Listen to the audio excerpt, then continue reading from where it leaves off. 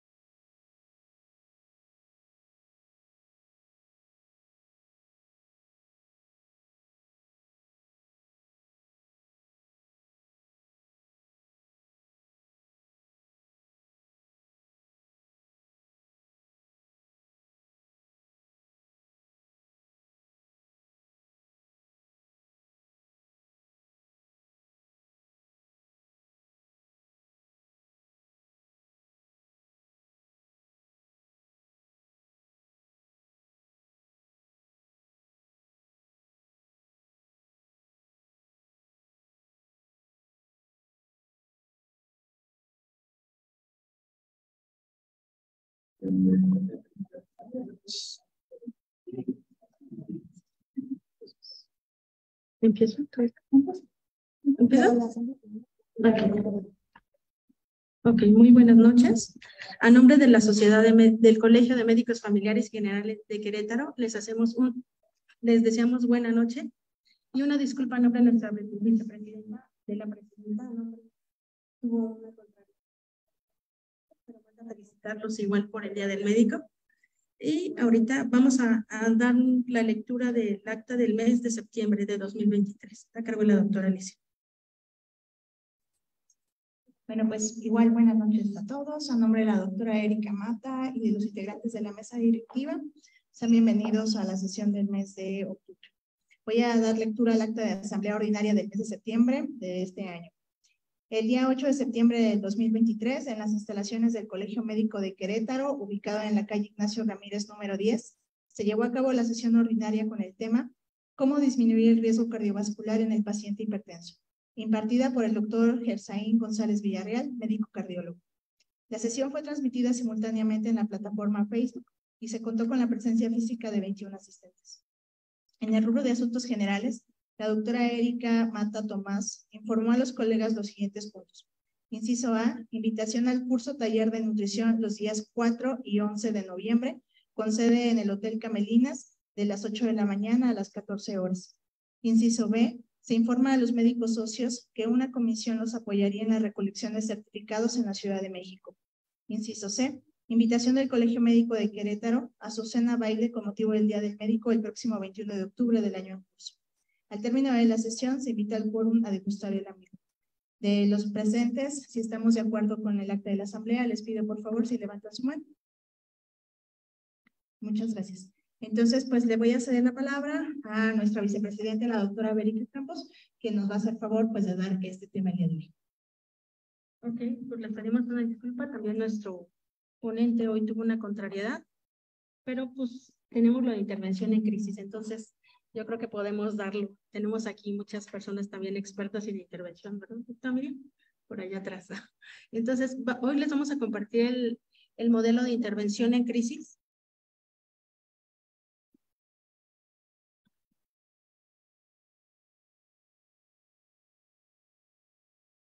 Un segundito. ¿Qué es una crisis? ¿Qué es para ustedes una crisis?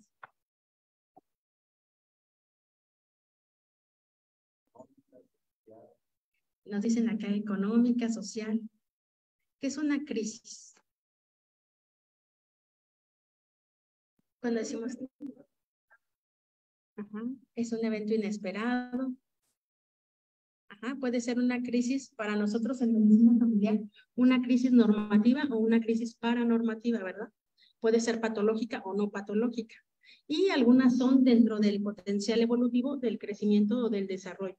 Y nos pueden hablar del pasado, presente o del futuro. ¿Sí? Una crisis precisamente es un evento que no esperábamos o que sí lo esperábamos de acuerdo al ciclo de vida de evolución. ¿Sí? Aquí tenemos que una crisis es un estado temporal o un trastorno de desorganización caracterizado principalmente por la incapacidad del individuo para abordar la situación. Cuando entramos en crisis, cuando realmente lo que nosotros pensamos, lo que sentimos y nuestros recursos están en discrepancia. Cuando no estamos congruentes con lo que pensamos, decimos y sentimos. Allí es cuando viene la crisis. Cuando es algo que nosotros esperamos, podemos resolverlo. Pero cuando realmente nos supera realmente la situación, es cuando entramos en crisis, ¿no? Y puede ser una crisis que pueda ser no normativa o algo patológico de acuerdo al ciclo de vida. Aquí tenemos un poquito de las fases que está. Primero tenemos la reacción de estrés, ante que no tenemos nosotros la capacidad de resolverlo, la situación, los obstáculos que tenemos, es transicional, nos sentimos vulnerables porque ante cualquier crisis o lo que sea, surgen nuestros mecanismos de defensa, hay una disrupción en nuestra vida y la mayoría de veces está dado por la parte de un evento traumático.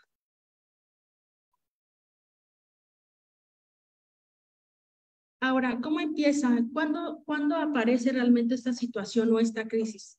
Siempre hay un evento en algún momento esperado y en alguna situación, ¿no? Siempre, ¿qué hay? Cuando hay una crisis, ¿qué pasa? ¿Qué tenemos cuando hay una crisis?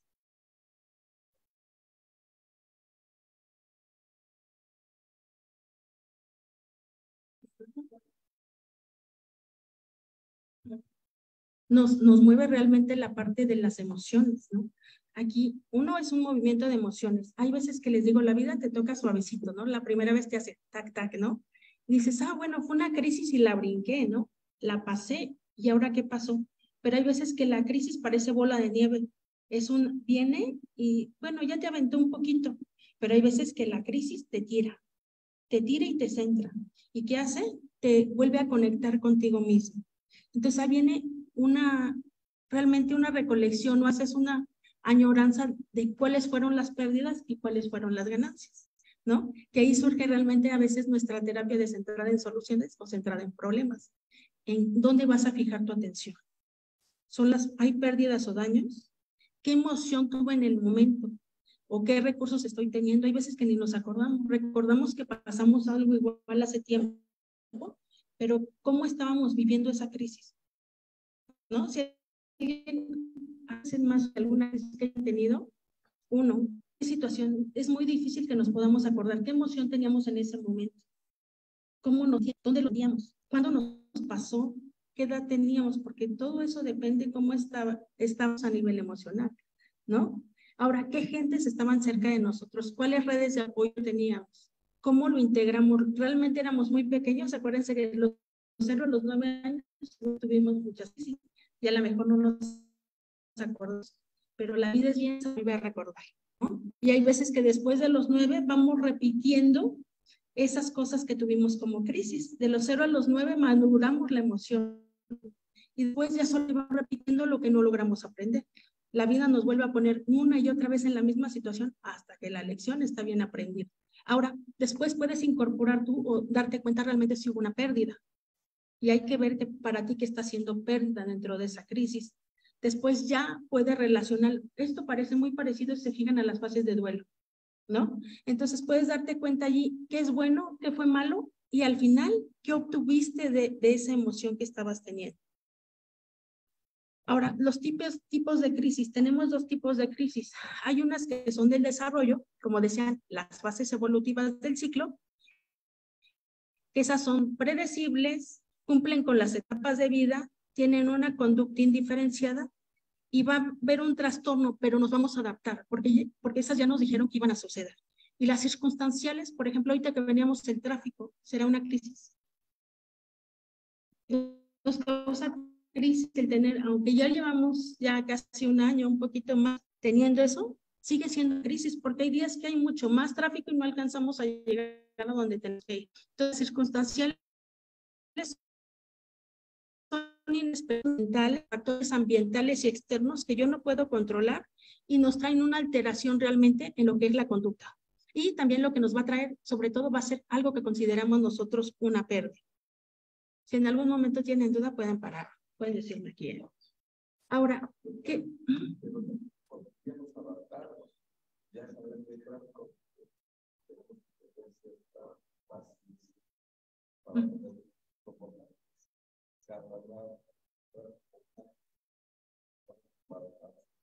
Claro, es eso, ¿no? Que realmente es lo que es una emoción. ¿Qué es una emoción?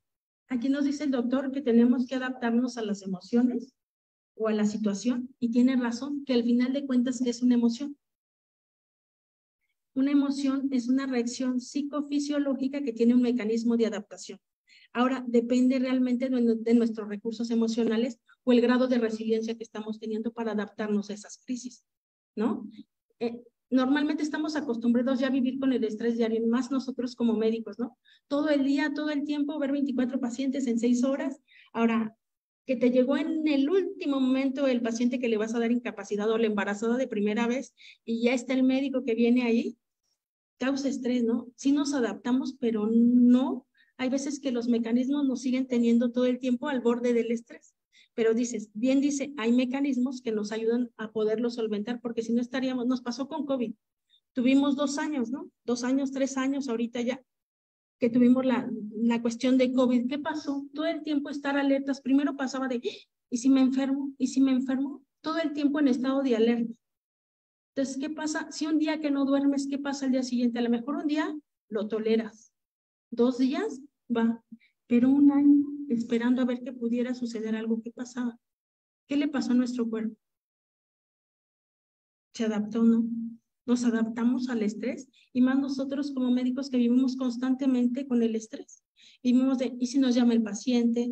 O si tengo un paciente grave que tengo que mandar a urgencias. Entonces ya estamos con el cortisol hasta arriba, pero realmente estábamos todo el tiempo en alerta, y nos llegamos a adaptar. Entonces esto nos condiciona que haya un síndrome biológico y empezamos a somatizar cosas. Empezamos a sentir que tengo taquicardia, me sudan las manos, salgo del tráfico y yo empiezo ya ansiosa, ya no quiero manejar, ¿no? O ante cierta situación dices, híjole, ahí viene la paciente embarazada que se va a complicar, híjole, ojalá que la manden a Unifil, ¿no? Que no te toque a ti. Realmente estás constantemente con los nervios y no puedes. Ahora, ¿qué cambios de conducta estás haciendo? ¿Qué pasa cuando tenemos una crisis? Realmente tenemos un mecanismo que sube el estado de alerta y luego baja y se estabiliza. Pero ¿qué cambios tenemos? Siempre deja una secuela en nosotros alguna crisis. Puede ser que tengamos algún recuerdo, puede ser que a nivel emocional estemos muy ansiosos ya todo el tiempo, apenas salgamos. Por ejemplo, si chocamos, ¿qué nos pasa después de que chocamos? ¿Qué es lo más común a los que han chocado o los que se han caído? ¿Qué pasa? Sobre todo cuando éramos niños y nos caíamos de la bicicleta. ¿Qué teníamos? Te da miedo, ¿no? Te da miedo volver a hacerlo. ¿Y qué te decía tu papá? Aquí está la bicicleta y vuélvete a subir, ¿no? Nos hacía una inundación a nivel psicológico. Ahora ya lo sabemos que se llama así, ¿no? De no iba poco a poquito, te decían, no, mijito, ándale, levántate y vuélvete a subir, ¿no? Así nos pasa igual. La vida ahorita es tan rápida que tenemos a través de esos mecanismos de defensa que ser resilientes y volver a seguirle haciendo. Ahora tenemos reacciones a nivel emocionales, a nivel físico, a nivel de pensamiento y a nivel de conducta. Si hay un cambio, después de alguna crisis sí hay cambios. Ahora, las reacciones habituales que tenemos las tenemos a nivel de 4 partes, lo que son las emociones, la cognición, las cuestiones ambientales y las cuestiones fisiológicas. A nivel emocional tenemos una ansiedad anticipatoria, que ya nos da ansiedad, eso que les decía, ¿no? Ya tenemos los nervios en alguna parte del cuerpo, ya los sentimos, ya estamos sudando de las manos, o ya sentí el huequito en el estómago, o ya empecé con el pie, ¿no? De, ay. ¿Dónde sienten la ansiedad? Todos la podemos sentir en diferentes partes. ¿Ustedes dónde la sienten? Y ahorita, ¿cómo se sienten? ¿No? Ahora, esa serie de cuestiones a nivel emocional, ¿cómo nos sentimos? Decía la doctora Ornelas, tenemos miedo, ¿no?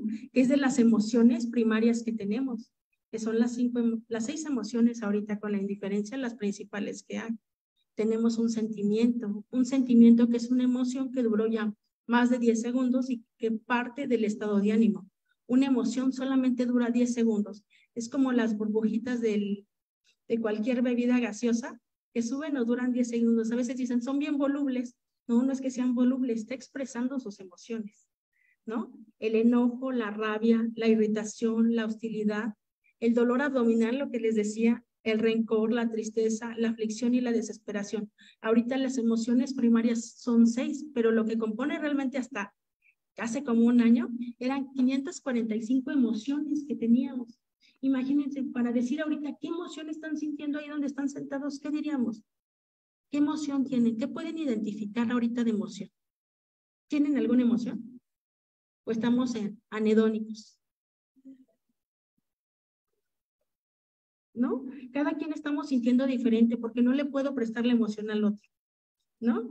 A nivel de cognición, la culpa, la preocupación.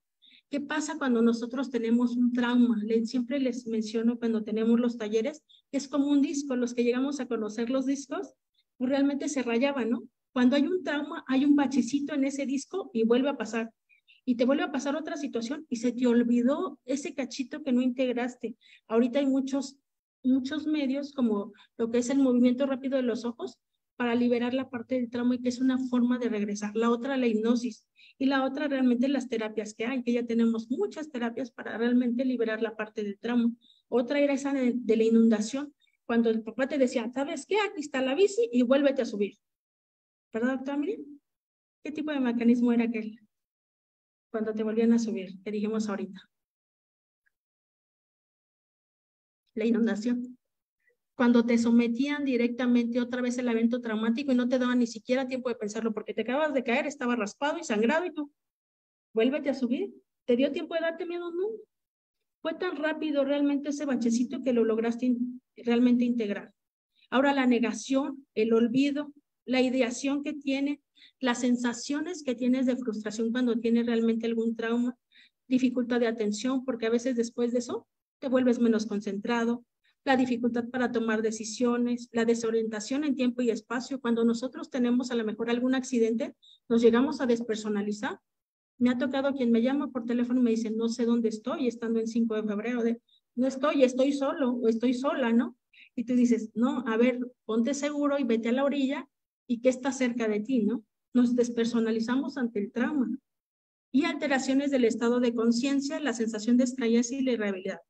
Ahora, comportamental, hay gente que, por ejemplo, los que iban a la guerra tenían a veces que se quedaban así completamente pasmadas con evolución, con alguna posición catatónica y había gente que era hiperactiva, en vez de parar de hacer sus actividades, estaba más hiperactivo.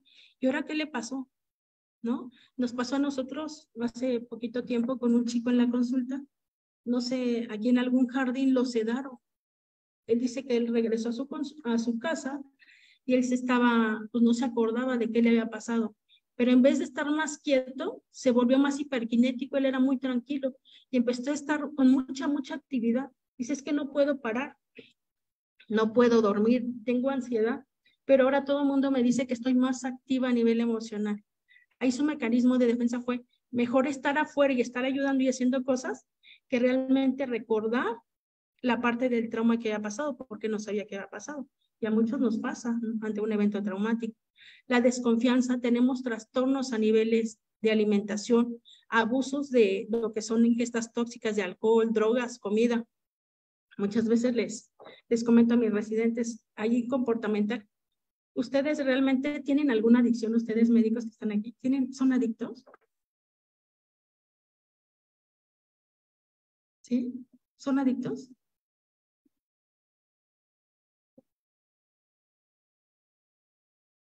Al trabajo, al chocolate, a la comida. Yo les digo a mis residentes, en verdad no son adictos, porque todos tenemos una adicción a la limpieza, a la comida, a la sexualidad, al trabajo, ¿no? Actualmente que se da, ¿no? Entonces, tiene mucho que ver y pasa que si no tienes a veces una adicción, no tiene que ver, no tienes placer, porque al final de cuentas, ¿qué es una adicción? ¿No? Tiene un sistema de recompensa. Una adicción es algo que te causa al final de cuentas placer y cada vez quieres más, ¿no? Para obtener ese mismo nivel de serotonina que te tenga activo todo el tiempo.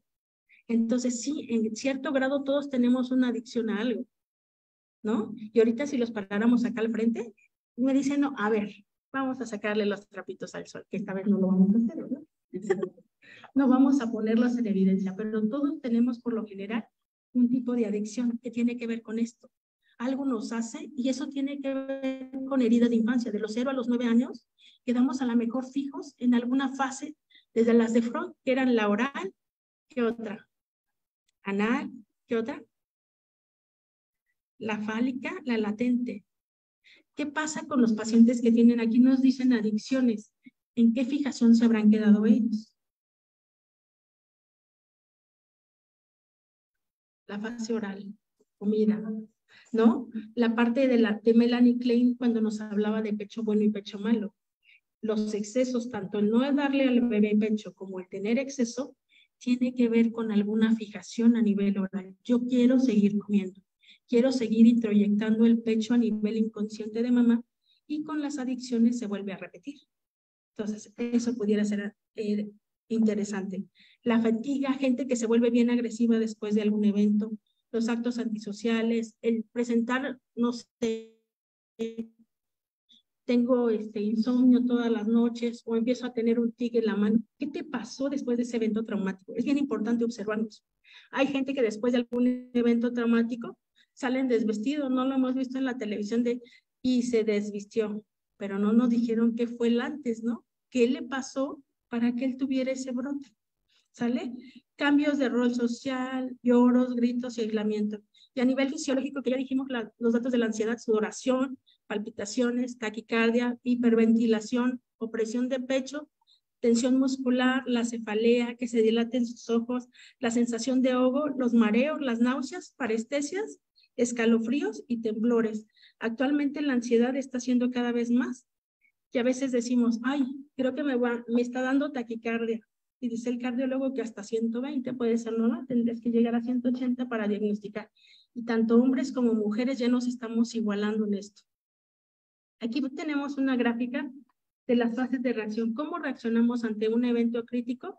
Tenemos un evento estresor y hay una fase aguda, una fase de reacción, una fase de reparación y una fase cuando ya pasamos esto. ¿Qué tiene que ver eso? ¿En cuánto tiempo pasa esto? Hay veces que nos caímos de esta vista y volvemos al mismo ejemplo, pasan segundos. Pero hay veces que estas fases van llevando tiempo. ¿Cuánto tiempo? El que tu cuerpo y tu mente necesitan. No sabemos cuándo nos vamos a liberar un trauma. Hay veces que duramos todo el tiempo y no nos acordamos de que tuvimos un evento traumático. Y le digo, la vida otra vez nos lo vuelve a regresar y decimos, ya me acordé, si es verdad, si de niña me había pasado igual. ¿Y cuánto tiempo pasó? Y lo mantuvimos realmente reservado muy en el inconsciente. Ahora, ¿cuáles realmente las fases de una crisis? La primera es el shock.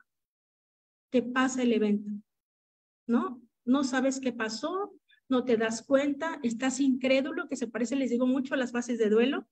La segunda fase, hay una desorganización crítica. La tercera, ya te diste cuenta de qué pasó, ahora qué vas a hacer. Y la cuarta, de esa situación que te pasó, ¿qué vas a obtener, tanto bueno como malo, y qué vas a hacer con ello? Ahora, ¿qué tiene que ver realmente los recursos que nos estaban hablando? ¿Qué tiene que haber para que realmente esta crisis pase o no pase? Aquí tenemos tres variables, los personales o antecedentes, el variable de dónde fue la situación y las consecuencias, las pérdidas o el aprendizaje que va a dar. Aquí a veces son muy catastróficos porque nos dicen consecuencia y consecuencia a veces nos habla de algo malo, ¿no? Nos habla de un daño. Allí lo podíamos poner como aprendizaje. A nivel de variables personales tenemos las biológicas. Es muy diferente cómo lo vive un niño pequeño a una persona de 60, a una persona de 80 años, ¿no? La etnia, la socioeconomía, las redes de apoyo, sus experiencias, su estilo de vida y sus creencias. Dependiendo de las creencias que tenemos, vamos a tener muy diferente situación de resolverlo. Hay veces que nosotros decimos, no, es que nuestro concepto mágico animista, ¿no? Ay, se debe a una cuestión divina. Dios me lo mandó, o la divinidad, la tierra, como quieran llamarle, me lo envió. Es muy diferente a hacerme responsable y decir, todo tiene una causa y efecto, ¿no? Tuvo que ver porque realmente yo hice esto y gracias a eso sucedió esto. Y ahí sí veríamos a lo mejor una consecuencia. Ahora, las variables de la situación o del efecto del trauma. ¿Qué tipo de evento fue? ¿Qué origen tuvo? ¿Qué magnitud? ¿Qué tanto estuvo expuesta? Porque a lo mejor no sé. Fue a lo mejor sí hubo un choque, pero me dio un rayoncito. Nada más fue lo que me espanté y no pasó nada.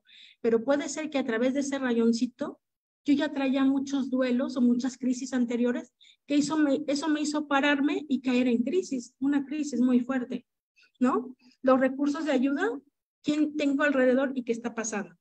Ahora las consecuencias. Tengo realmente consecuencias a nivel personal, a nivel de intensidad también vamos a ver qué tan importantes están nuestros síntomas y qué factores estresores hemos estado. ¿Alguna vez han visto la escala de factores estresores de Hobbes? ¿Alguien sabe algo de eso? ¿No? Realmente es una serie de eventos críticos en la vida como el casarse, el divorciarse, el tener un choque. Te da diferentes eventos y a cada uno de esos eventos le da una puntuación y de acuerdo a eso tenemos qué tantos factores estresores tenemos en nuestra vida. Pero pues si se los aplicamos hoy y se los volvemos a aplicar, la siguiente vez que vengan estarán igual. No, si decimos que las emociones duran 10 segundos y con el que nos quedamos es un estado de ánimo, lógicamente, realmente lo que presentemos hoy no va a ser igual lo de mañana.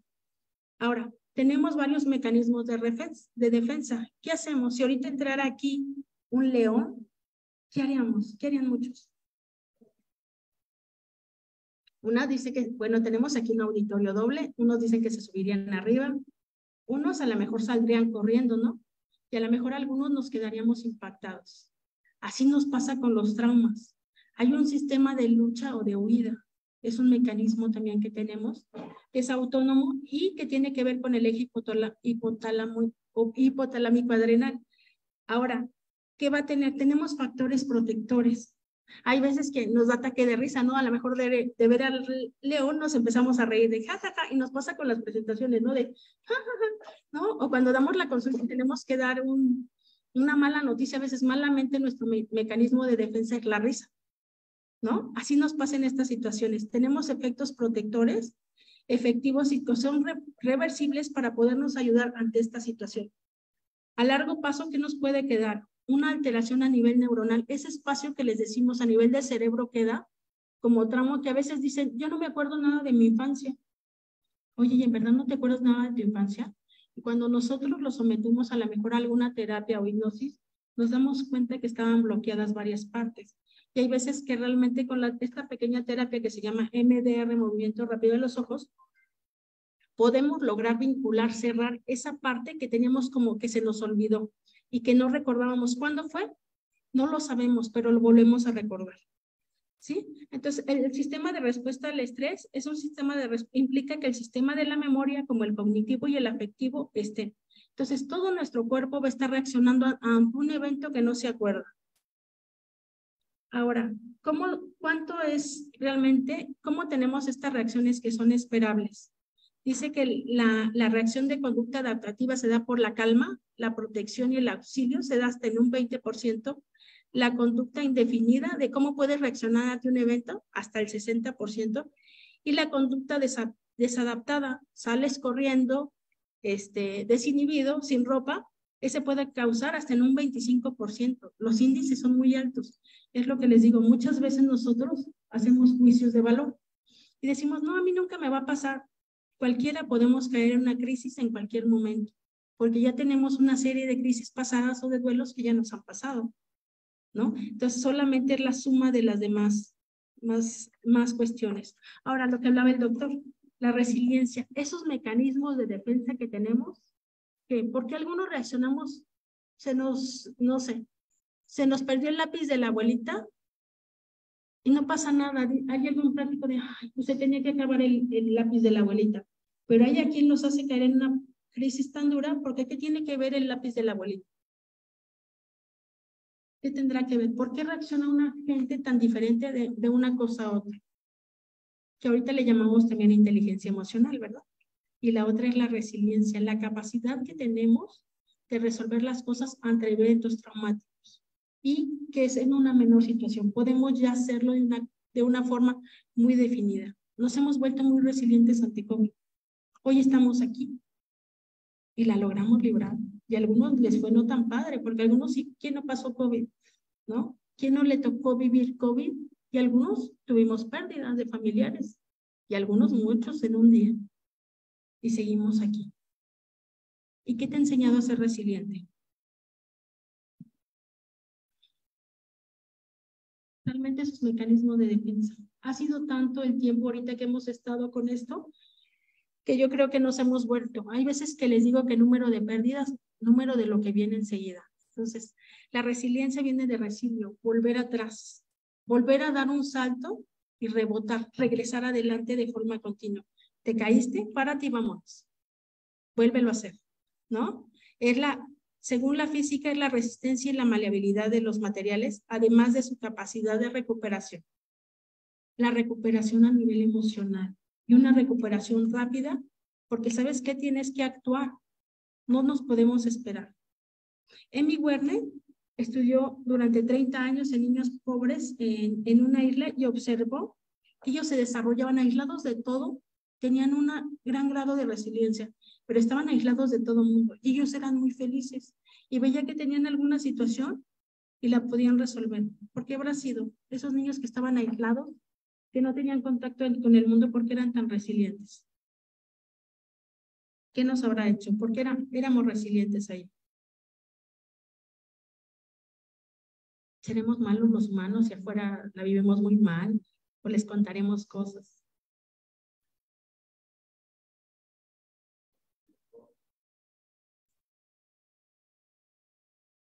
Ujú.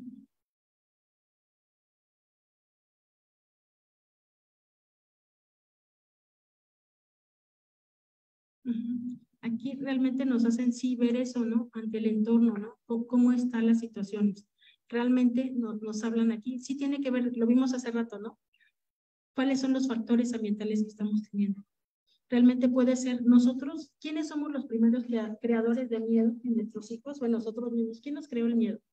Nosotros nacimos, como dicen, desnudos, sin dinero, ignorantes. ¿Quién nos creó realmente ese miedo? ¿De dónde conocieron ustedes el miedo?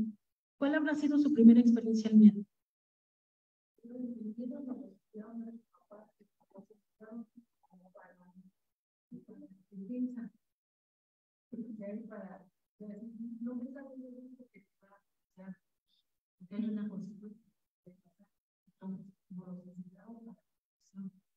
Ujú. Realmente nos dicen que los primeros creadores de miedo realmente son los papás, ¿no? O quien cubre el rol de papá, ¿no? Realmente son los primeros de ponte el suéter porque te va a hacer daño, ¿no? No toques la lumbre porque te vas a quemar, ¿no? De forma inconsciente nos van creando miedos. Y a veces que vivimos hasta la fecha y vivimos con los miedos que aprendimos de los 0 a los 9 años. Nosotros los agarramos muy bien y nos los cobijamos, no nos los cargamos por toda la vida, porque es lo que ellos hicieron. Ahora, esta edad que estamos haciendo con los recursos que ellos nos dieron, ¿no? Entonces, esta resiliencia es un proceso precisamente de adaptarse a la adversidad, rebotar. Caíste, vuelve a subir, ¿no? Te metiste al agua, sal. Y de una forma bien, ¿no? Es una experiencia física, una experiencia difícil que nos va a dejar a lo mejor algún recuerdo y queremos que algún recuerdo a nivel físico, ¿no? A nivel emocional y a nivel de adaptación, porque hay gente no, hay veces que tenemos un evento traumático y no volvemos a manejar, nos chocamos y decimos, yo ya no manejo, ¿no? O dices, yo ya no vuelvo a pasar por el mismo lugar porque ahí me caí. ¿Qué pasa con los pacientes de fractura de cadera? ¿Qué es lo que te dicen tanto los adultos mayores cuando se acaban de fracturar? Ya no quiere caminar, le cuesta trabajo, el miedo a volver a empezar. Ahora tiene que ver con la resiliencia, porque si vemos, yo antes les decía, los adultos mayores son gente muy triste, y han enseñado que no. Hay veces que es más fácil que un adulto joven te diga, no quiero caminar, ya no quiero seguir, y la vida se me acabó porque se me fracturó la cadera. Igual, gente resiliente que dice el día siguiente, pues te pararon a caminar con tu prótesis, párate a caminar, y tú los ves caminando, y tú los ves, nada más esto era lo que me hacía falta para volver a ser feliz. Dices, wow, ¿no? Qué grado de resiliencia. ¿Sí? Ahora, dentro de la resiliencia vamos a tener factores protectores, los cambios evolutivos que hay, cómo lo vamos a adaptar y cómo lo vamos a integrar. ¿Cuáles son los factores de riesgo para tener nosotros una crisis o para ser resilientes? Tenemos una crisis, la vamos a pasar y vamos a tener la resiliencia. Pero ¿cómo lo vamos pasando? ¿Cómo nos acordamos? A ver, ahorita vayan a su mente, recuerden alguna crisis, un evento que los haya puesto en crisis. Tráiganlo, piénselo. Ahora, ¿podrán recordar qué emoción tenían en ese momento?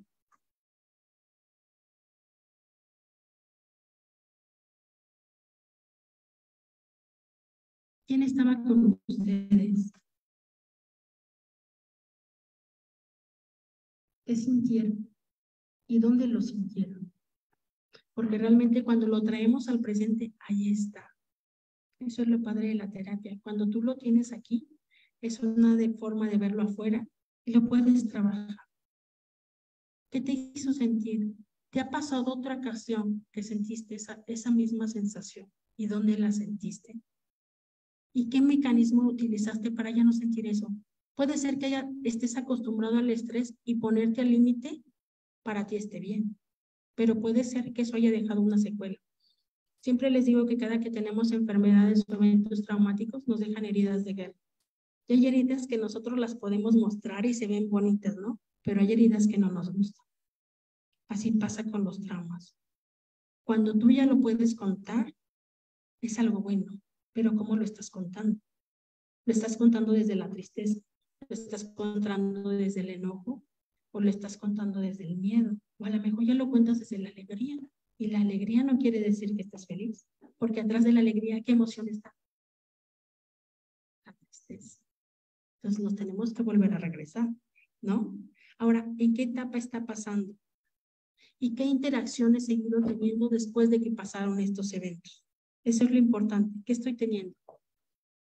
Dentro de esto tenemos los factores protectores para que nos ayuden realmente a liberar la parte de la crisis, que es el control emocional, el apoyo social, el estilo de vida equilibrado. ¿Estás haciendo ejercicio? ¿No estás haciendo? ¿Estás durmiendo bien? ¿Cómo estás afrontando esta crisis? ¿Qué sentido del humor tienes? La gente que tiene mejor sentido del humor sale más rápido de las situaciones difíciles. Una actitud positiva. ¿Tienes una espiritualidad? La gente que tiene una espiritualidad fija le ayuda más que la gente que no la tiene. ¿Estás satisfecho con tu trabajo? Vas a trabajar y dices, wow, voy a trabajar diario, voy a laborar, voy a trabajar, voy a laborar. ¿Sale? ¿Cómo aceptas tus limitaciones que estás teniendo a nivel personal? Eso es la parte proactiva. Ahora lo estoy viendo en activa. ¿Qué carencias estás teniendo? Ya no solo a nivel económico, emocional. ¿Qué te hizo falta? Aún que no has logrado trabajar. Por cosa tienen razón, de forma inconsciente los papás no lo dieron, los abuelos, quienes fueron nuestros cuidadores primarios. Pero ¿qué haces hoy por estar bien? Ya le quitamos realmente el equipo, ¿no? Ahora, hay un control externo. ¿Cómo lo estás utilizando? ¿Estás yendo a terapia o no estás yendo? Considera realmente la situación traumática que fue un evento positivo para tu vida. Porque hasta una muerte tiene algo bueno en tu vida. Y hay veces que no lo podemos ver. Cuando estamos en crisis, podemos ver lo que está pasando. No, estamos ciegos. Hacemos la gallinita ciega, ¿no? O cuando nos dan la vuelta a la piñata, o antes la daban, ¿verdad? Te das vueltas y vueltas, estás tú inmerso en la crisis, tú no puedes verlo.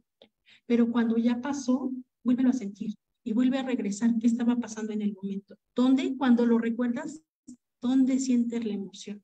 Para que la puedas trabajar.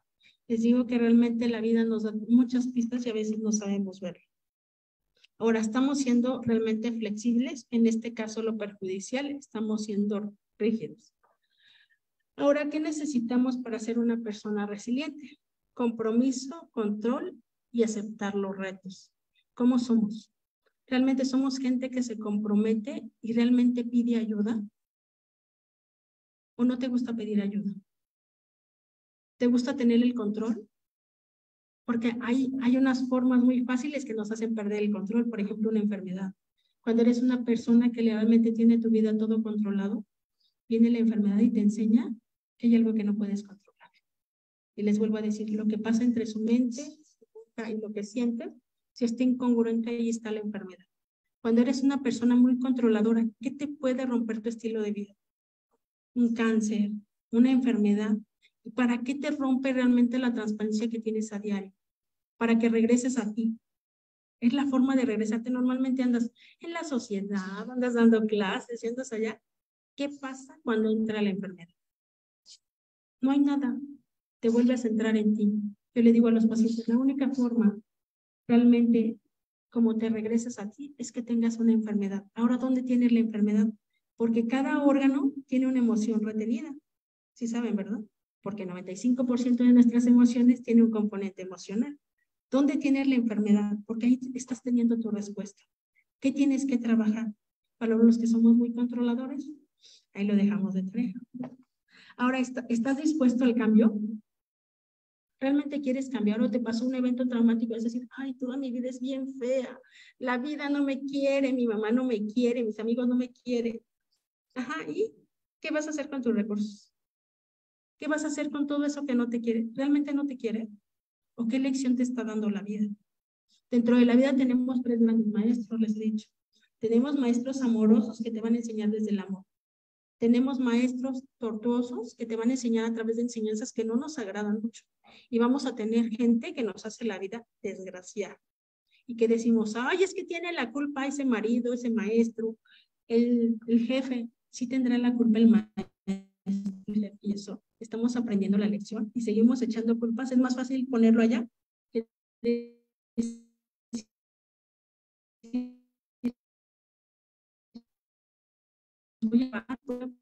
Ahora, ¿qué tiene una persona? Tiene humor, para el cambio, es muy creativo, es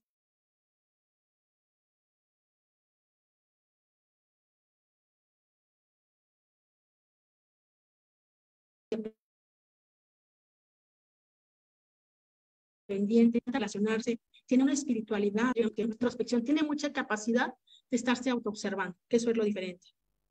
Ahora hay diferentes instancias, ya vimos que ese es un mecanismo. Vamos a ser resilientes o no resilientes. Aquí, ¿qué vamos a hacer ante la intervención en crisis? Que decimos que nosotros todos podemos ayudar o todos tenemos un evento para ayudar a alguien en una intervención en crisis. ¿Ustedes lo podrían hacer? ¿Podrían ayudar a alguien en la intervención? Más los médicos familiares, tenemos más recursos todavía que todos, ¿no? La primera instancia yo creo que todos podemos hacer, hasta los estudiantes pueden hacer también ayudar. La primera, nos podemos quedar aquí, es una instancia, es otorgar apoyo y reducir el riesgo de muerte. Cada vez nos pasa más frecuente, por lo menos aquí en nuestro estado, que vemos, ya se aventó del puente, ya se aventó de la escalera, ya se suicidó. Y muchas veces hay muchas llamadas de alerta y no nos damos cuenta. Hay veces que los tenemos en casa y no nos damos cuenta, ¿no? Lo más importante es uno, vamos a ayudarle a reducir el riesgo. Hay veces que tú dices, se va a aventar en 5 de febrero, vamos en la de alta, ¿se podrán parar? ¿Pero qué pueden hacer? ¿Qué podemos hacer ante ese evento? Uno, no pueden parar su carro y ponerse allí, ¿verdad? ¿Qué vamos a hacer? ¿Pueden ayudar de esa forma? ¿Qué harían? ¿Qué harían? Van en una de alta velocidad y ustedes están viendo en el puente que se va a aventar el chico que está atrás. ¿Qué hacen? Lo único que pueden hacer es pararse y a lo mejor si va alguien con ustedes, llamar aquí, sería el 911, ¿no? Pero ya prestaron una ayuda, ya no quedó en ustedes. Y el afán de ayudar no se va a quedar. Ahora, ver si tienes los recursos realmente para ayudar. Porque a lo mejor está pasando por un evento, viene y te cuenta un evento y tú te pones a llorar y puedes tener en algunas cuestiones, bueno, pero a lo mejor no le vas a ayudar en nada llorando con él. Dicen que hay veces que ser empático, pero no ser empático. Siente como él, pero no te mezcles en la emoción. Para nosotros los médicos será formaditos, ¿eh? No tengas esa emoción de llorar. Hay veces que como psicólogo ciertos nos marcan, no puedes llorar con el paciente, pero realmente a ti, ¿qué te hace sentir y qué te causa paz? Pero ¿le vas a ayudar o no le vas a ayudar? Yo creo que muchas veces nos podemos quedar allí, que serían los primeros auxilios estos psicólogos. La segunda, a lo mejor, bueno, ya llamé al 911, pero yo quiero saber qué va a seguir pasando con el paciente, ¿no? ¿Qué le pasó al paciente que se iba a aventar? ¿Sí lograron agarrarlo, no lograron agarrarlo? Me conecto a las noticias y veo cómo está, ¿no? Y eso me prende un foco de alerta de, oye, es un chico joven. Yo alcancé a ver que era como que un chico joven. ¿Qué pudieran hacer ustedes para poder ayudar en su entorno?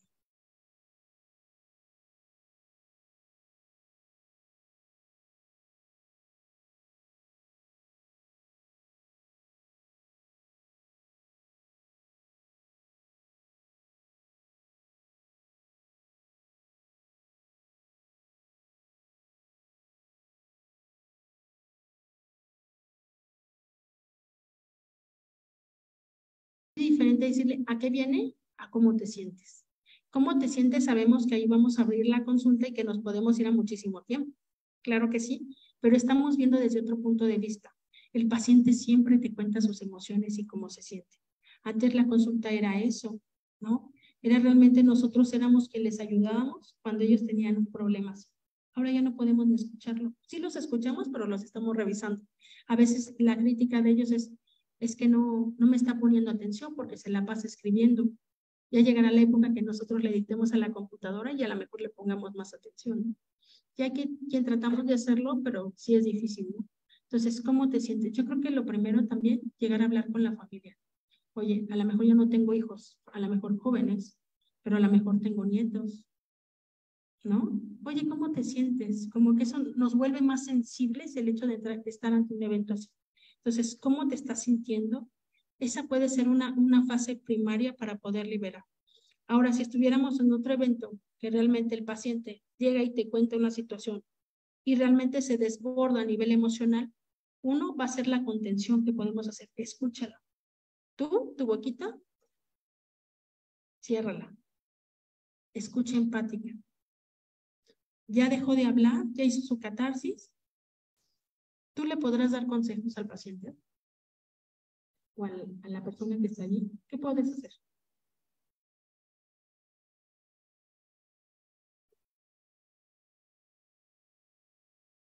Hay consejos no pedidos, nos dicen por acá. Exactamente, no sabe si los quiere escuchar, porque a lo mejor solamente lo que él quería era ser escuchado, más no que tú le dieras consejos. Entonces yo creo que él escucha empática, ¿no? Porque hay veces que a pesar de que seamos médicos familiares, no somos expertos en terapia. Entonces, a veces que debemos quedar en ciertos niveles. Ahora, ¿qué más puedo hacer por el paciente cuando ya vino y nos contó qué le estaba pasando? ¿Le daría seguimiento? ¿Te volverías a preguntar qué le está pasando?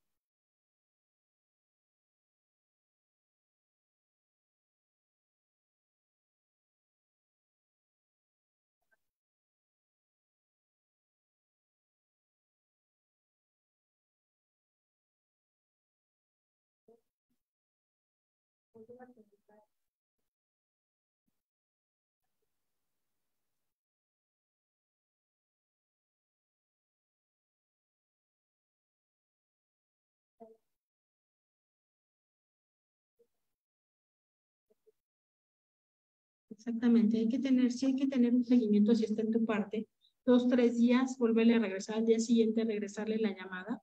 Si realmente nuestros recursos no está ayudarle, aquí hay muchos centros, está CESAM, está el 911, la línea COVID, la línea psicológica que puede ayudar, tenemos varios números, ya no lo dejas en ti, lo pasas a alguien más, sabes que tus recursos no pueden ayudar, pásale estafeta a alguien que sí le pueda ayudar y tú nada más comprobar si sí está yendo y ver qué redes de apoyo está teniendo en su familia, ¿no? Es el incidente, o sea, puede ser que a lo mejor puedas hacer una intervención previa en crisis, ¿no? Que a lo mejor no sé si nos dé tiempo de verlo. ¿Sale? Vamos aquí. Mande.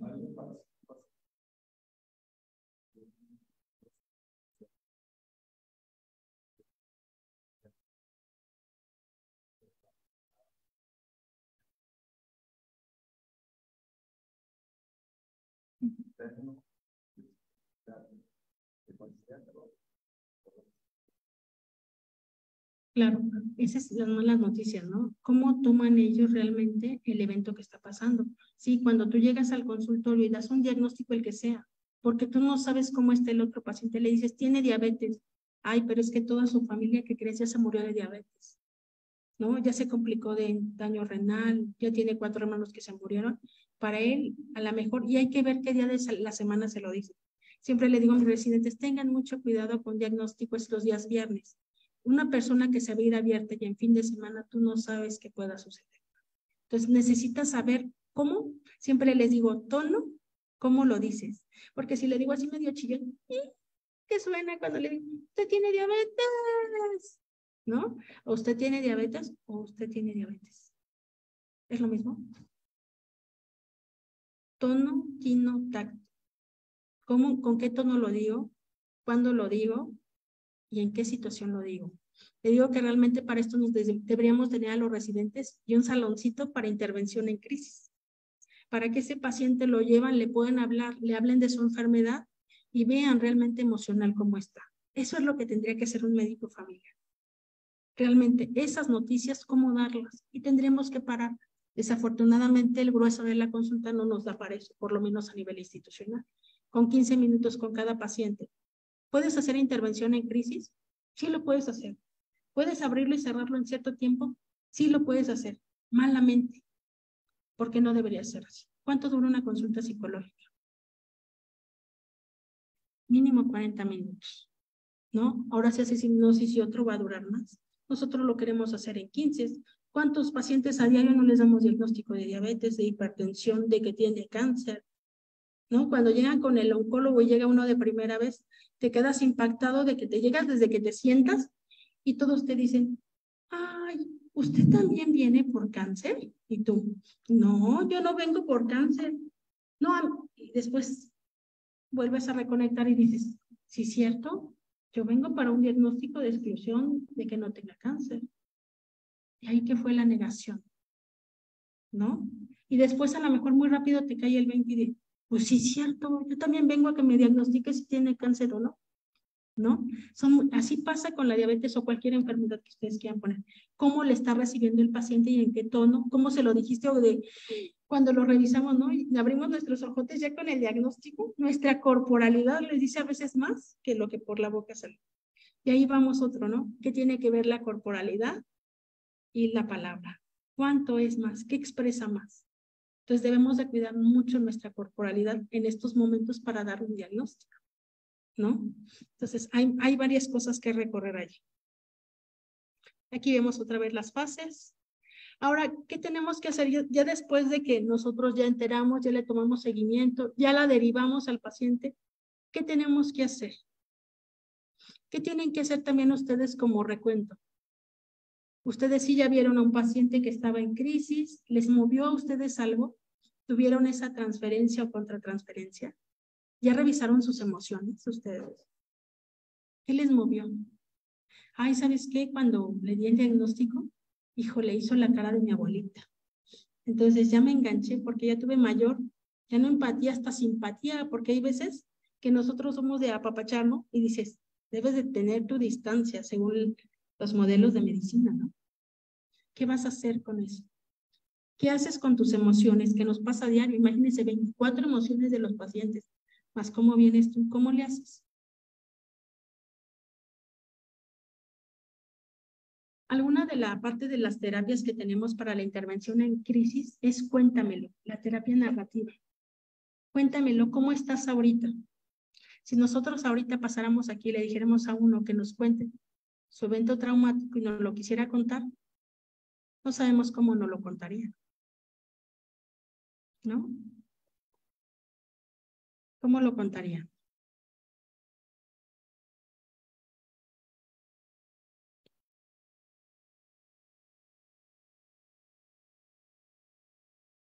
Okay. Aquí vamos a ver qué roles vamos a estar teniendo y cómo vamos a hacer con eso. Entonces, ahí es diferente, esa es una parte de intervención, cómo vamos a hacer. La terapia narrativa, realmente te lo están contando, tienes que revisar la emoción, cómo te lo cuenta el paciente. Aquí es narrar una historia, ¿no? A ver, cuéntame tu historia. Y ahorita lo pueden hacer de ejemplo, los que tienen parejitas allá al lado, háganlo. Hagan realmente eso, que es lo padre. Júntense con alguien y cuéntenle su evento traumático. Cuéntenle alguna crisis que ustedes hayan tenido, cuéntense. ¿Quieren hacerlo? ¿Sí? Háganlo. Ahí están, miren, ahí hay parejitas, ahí hay parejitas. Y van a ver qué pasa, ¿no? Pueden empezar a contar su historia y van a ver que muchas veces va a ser o desde el enojo o desde la tristeza. Entonces vas a permitir tú que ese paciente te lo vaya contando, quien sea tu familiar. Si te lo está contando con el enojo, que te lo cuente desde el enojo. Escúchalo tú solamente. Y escucha también a la otra persona de cómo te lo está contando. Y ahora vamos a cambiarle la emoción. Ahora cuéntamelo desde la tristeza. Lo mismo que me contaste, pero cuéntamelo triste.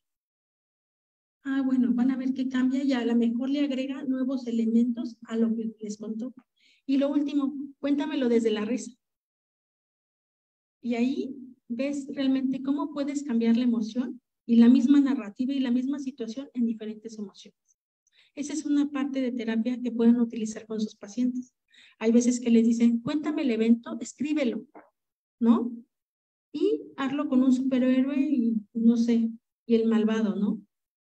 Tú cuéntamelo desde esto, hazte una historia. Y hay gente que te va a decir, no me gusta hacerla así, a mí me gusta cantar, pues cántamela, ¿no? ¿Sabes qué? A mí me gusta bailar, báilala, baila tu emoción ahorita. Pero esta terapia narrativa es escrita.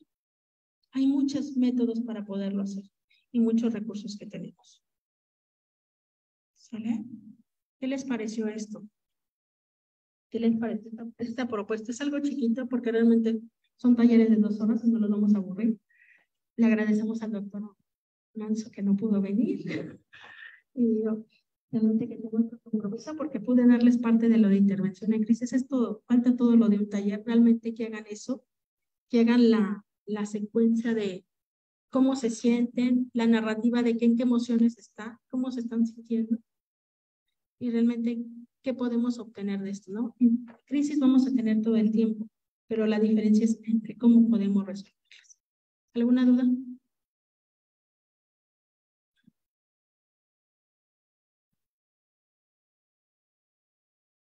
¿Puedes pasar acá, Santos?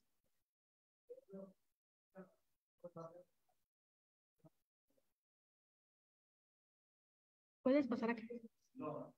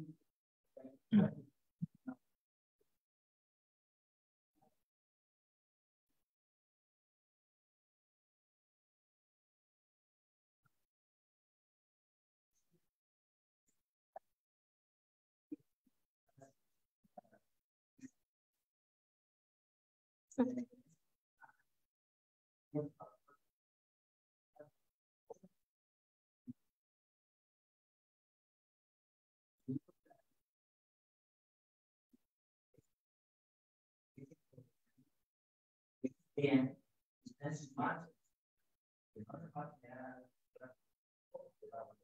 No les puede generar un gasto familiar en tiempo, sino realmente pequeños detalles que ya tienen en sus manos, que no saben que los tienen, porque obviamente la crisis de pronto no les permite verla.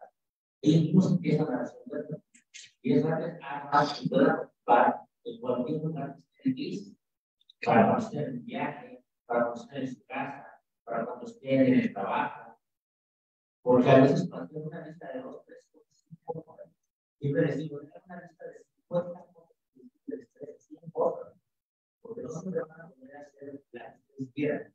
Si ustedes no van a bailar, no van a poder bailar el trabajo. Y ese no, escribir, de nuestra escritura, por ejemplo, pagas de tu oficina, si eso lo dan, nadie está ese empoderamiento a ellos, para que sepan que está en sus manos. Y no van a partir de hacerlo ya las películas de la verdad, casi todo para el no. Una consulta de 15 minutos, a lo mejor es cuando diga 5 minutos nada más. Y esos 5 minutos creo que pueden andar. Pueden ser 5 minutos efectivos. Sí, aquí nos comentan realmente que eso es parte de la terapia. La terapia, tú no le das la respuesta al paciente. Él tiene que buscar su propio camino para realmente estar empoderado y saber qué voy a hacer la siguiente. ¿Qué tal si el siguiente, el paciente, el médico no está, ¿no? El terapeuta no está, como dices. Entonces tenemos que ir buscando nuestros propios recursos porque no es lo mismo la vida de Santos que la vida de Verónica. O sea, aunque yo te dé mi receta de cocina, no te va a funcionar a ti porque tú eres Santos, ¿sí? No eres Verónica. Entonces, ¿qué pasa eso con los libros de motivación, de economía? ¿Por qué no todos somos ricos con padre rico, padre pobre? Porque lo hizo a su medida. Ahora tú ya encontraste tu método para realmente seguir haciendo cosas, ¿no? Y tener ese botiquín, como dices, a nivel emocional, que voy a saquear mis recursos para resolver esa crisis en un momento y en un espacio determinado, ¿no? ¿Qué estoy haciendo con eso?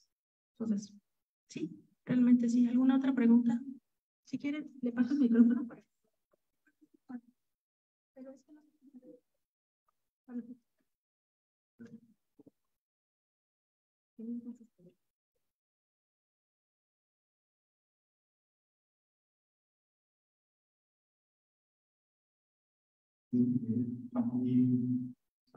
Y comentarios respecto al médico, cuando hice la consulta, yo me involucraba emocionalmente con los pacientes. Como dice tú, cuando das un diagnóstico de diabetes, una cardiopatía, un problema que era, yo veía que estaba, que iba a afectar a la familia, ¿no? Y entonces era, no había, no se tiene ninguna ayuda al médico que tú pudieras controlar esas emociones. O sea, no involucrarte, ¿no? Yo a veces sufría con el paciente a la hora de les da una noticia. Una mala noticia. Tú sabías cómo manejarla. No, en el seguro no hemos tenido nunca un consultorio para dar atención familiar, o sea, la consulta familiar, que era la que se empezaba antes de la intervención de crisis. La otra cosa era, yo mandaba las clases clínicas, decía, lo primero, no te involucres con el paciente.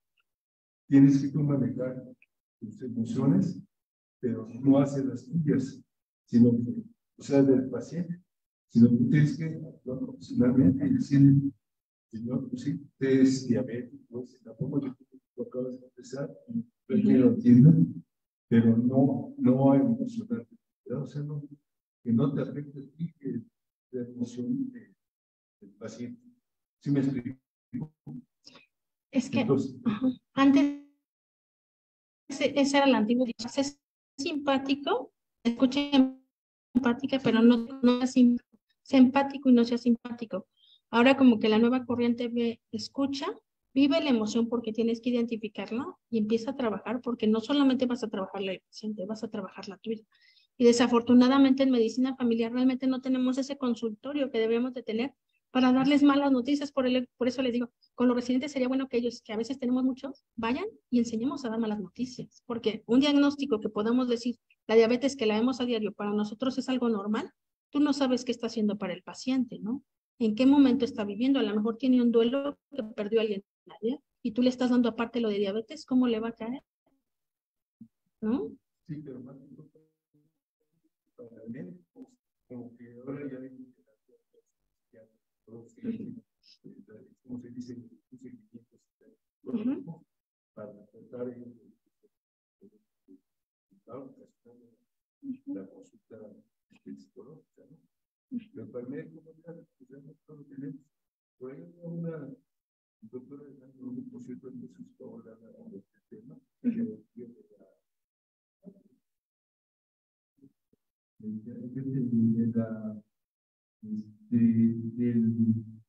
del maltrato que se tiene un familiar en el aspecto laboral, social, entonces aquí hay agresión que se sufre en los médicos. Actualmente no sé si hay eso. Si nosotros, por ejemplo, ahorita con los residentes, están llevando acompañamiento psicológico por los 3 años que están tomando mínimo terapia familiar. Se les ofrece el apoyo psicológico, hay quien sí lo acepta, hay quienes no lo aceptan, pero luego nosotros somos médicos familiares que el paciente pone en tus manos su emoción y realmente muchas veces más. Tú estás preparado realmente para dar una consulta a nivel emocional. Si tú no te tratas, ¿cómo quieres que el paciente reaccione o cómo reaccionas? Porque a veces habemos médicos muy secos y cerramos el círculo de, oye, calle realmente de, no, ahorita no me hable de eso, ¿no? Porque ha pasado de eso a quien es muy empático y hasta llegan a abrazar, que a veces no es conveniente realmente, a veces por muchas cosas, ¿no? Entonces, dependiente de cómo está haciendo, pero sí estamos teniendo apoyo psicológico. Nos está apoyando ahorita la Facultad de Psicología, por lo menos a los residentes de la 16. Y pues quienes quieran pedir también ayuda, podemos pedir a la mejor que puedan llevar tratamiento allí, que a la mejor no más de las cosas que vienen es eso, que nosotros llevamos también apoyo psicológico aquí en la parte de la sociedad. ¿Alguna más? ¿No para pasar a los comentarios? Pues, muchas gracias por su atención. Vamos a asuntos generales. Les vamos a recordar el curso taller de nutrición que se va a dar el 4 y el 11 de noviembre en el Hotel Camelinas de 8 a 14 horas. El costo ahorita es de 1,200 a socios y no socios, de 1,200, perdón, socios y no socios, 1,400. Invitamos también a participar en la ponencia de los ciclos conversatorios por la salud familiar denominada Neurolingüística como herramienta para disminuir el estrés en la consulta de medicina familiar, impartida por un compañero, que es el doctor Rubén del Valle Cortés, que va a ser el día de mañana en la página de Facebook a las 12 horas. También los invitamos aquí a participar en la tradicional cena baile el 21 de octubre con motivo del Día del Médico aquí en Colegio Médico. Pueden adquirir los boletos directamente aquí, ¿verdad? Y nada más los invitamos por parte de nuestro laboratorio. No sé si estaba por aquí. Laboratorio. Bueno, por si quería decir algo, nos invitan a degustar la parte del ambigú y felicitarlos por el Día del Médico. Esperamos que sea de su agrado realmente lo que les preparamos. ¿Sí? Pues buenas noches. Claro.